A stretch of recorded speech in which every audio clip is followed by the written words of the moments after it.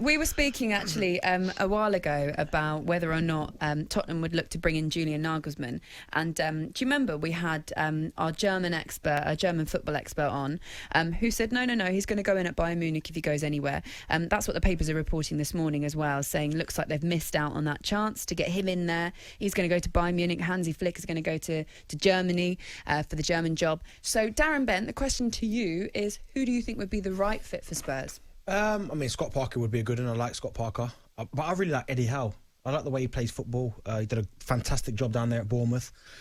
He's out of work. He's available. And I think Spurs now, they tried, obviously, they've done the Pochettino thing, which was obviously, he rebuilt the club, got them playing really exciting football, got them to a Champions League final.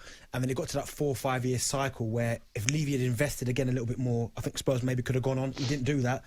Obviously, Pochettino lost his job. They then brought in Jose to win a trophy, got them straight to a cup final, gets chopped. Obviously, 6 days before the final, which obviously to me didn't really make much sense. But I think they need to start again. And when I say start again, just obviously kind of that brand of football, exciting football, someone who's really hands-on coaching wise. And I really like Eddie Howe, so I would like to see him maybe get the Spurs job. Benty, can I ask you, mate, do you think it would help or it would be accepted by the Spurs fans if Daniel Levy and Spurs came out and said, look, OK, we're appointing somebody like Eddie Howe or indeed Scott Parker, whoever it may be? No, they'd moan. And said to them, look, this is a 5-year project. The same kind of thing with Jurgen Klopp, for example, who was given time to get his own setup and things like that at Liverpool. Do you think that would be acceptable to the Spurs fans? I don't, if I'm honest. And I think for whatever reason, Spurs fans would probably want someone with a bigger name. Do you know what I mean? For whatever reason, if you start looking around the top of the table, top of the Premier League, there are easily 4 or 5 teams you'd say that are ahead of them in terms of where they are as a club. So I think they do need to start again. I don't think they can go. It's not a quick fix, I think, for Spurs. And I think if you're going to give it to someone like a Scott Parker or Eddie Howe, you can't expect them to go in the job straight away and we need success. They need to be given time because unfortunately, I think Spurs are some way off the likes of Liverpool, Manchester City, United, Chelsea before they get anywhere near winning the title or anything. So they have to start again.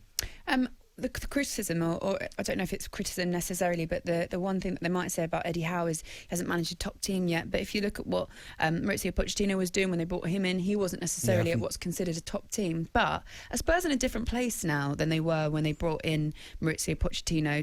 Is there a necessity for success or some sort of what's deemed a success, perhaps a top 4 finish, more urgently now? It seems because people are passing them by the wayside. They're getting left behind. Because as I said, you look, and I didn't even mention Leicester. Leicester are miles ahead of Spurs at the minute in terms of squad, manager. They've got one of the best managers out there, and in the direction that they're going. West Ham. I'm not quite sure where Spurs are going at the minute. Yeah, we know they've just got to a League Cup final, but let's be honest, they didn't lay a glove on Spurs. It's probably the most easiest one-sided final I think I've ever seen in terms of Manchester City. So for me, whoever comes in next, I think the Spurs fans need to appreciate that they're not going to be competing for. Obviously, they'll compete for the top 4, but they're not going to be winning major honours. Whoever comes in next, they need to be given time, kind of a thought process in terms of how they take the club forward again slowly and gradually. What about the Ajax coach? So we know good things come out of Ajax, lots of good players, good coaches as well. Erik ten Hag is one of the favourites. Gareth Southgate reportedly liked as well. Okay. That's what we say too. When we did these odds as well at the weekend for the cup final, Maurizio Sarri was the shortest. So lots of names being thrown at this. I'll also reference one article actually that Harry Redknapp did in The Sun where he said, look, it will already be decided. They wouldn't have got rid of Jose Mourinho unless they had already organised someone and had someone lined up to come in. So we can have all these conversations, but he reckons it's already happened. You played for Spurs. What do you think? I mean, listen, Daniel Levy's crazy, so anything could be popping off. Do you know what I mean? To be fair, I've seen managers sacked at half time when I was down there with Martin Jol, so anything could kind of happen. But I just think right now, I don't think they've got someone in mind. I think they're seriously sitting down having to think about what direction this football club is going in. Because, listen, I like people like Rafa Benitez. I've heard about Bielsa. I don't think he'd leave Leeds because they've got a project themselves as well. It's their first season in the Premier League. I love watching them play. They're exciting. So he's not going to go anywhere. I know Allegri's still out there. But I think whoever comes in now, they need to be given at least 2 to 3 years. And yeah, there's going to be ups and downs. There's going to be bumps in the road. But unfortunately, what Spurs fans need to realise is that they're not... Yeah, they're still a big club, but in terms of up there and challenging for top 4, which I know they're only a few points off, winning the Premier League, Champions League. They're miles off that. talkSPORT Breakfast with Laura Woods. Monday to Wednesday mornings 6 till 10.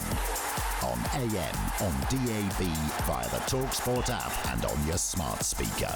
talkSPORT.